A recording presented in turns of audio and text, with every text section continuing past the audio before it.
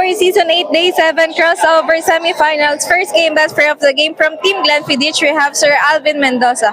Sir Alvin achieved a 6 points, 11 rebounds, 9 assists, and 6 steals. So, Kuya Alvin, una po syempre, ano po yung pakiramdam nyo na nakasecure na po kayo ng ticket papuntang finals? Masaya.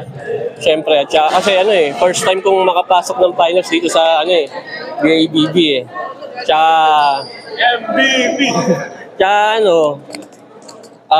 talagang lang, thankful lang talaga ako sa mga teammates ko. Yun. Kung bakit kami ngayon nanalo.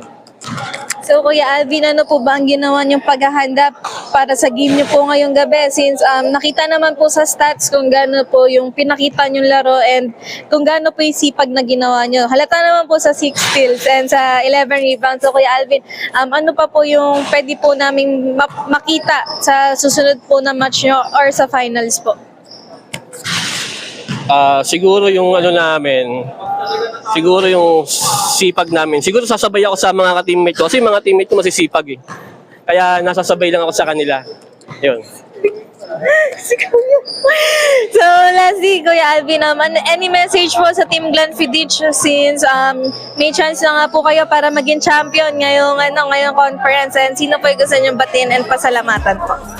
Una-una, pinapasalamatan ko si Lord kasi binigyan niya pa ako ng chance na makapaglaro ng basketball. Tsaka sa grupo na to, sa club na to na Beer After Ball. Tsaka sa mga teammates ko, kahit sa mga kalaban namin. Sa teammates ko, sobrang nagpapasalamat ako kasi yun nga, nabibigyan nila ako ng chance para makapaglaro sa team namin.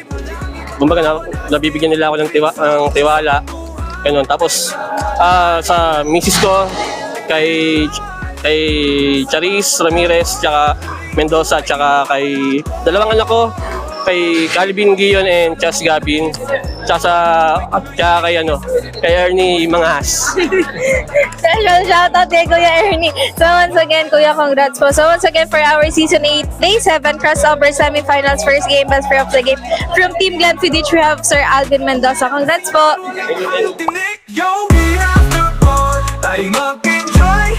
Mga kaibigan sa paligid mo lang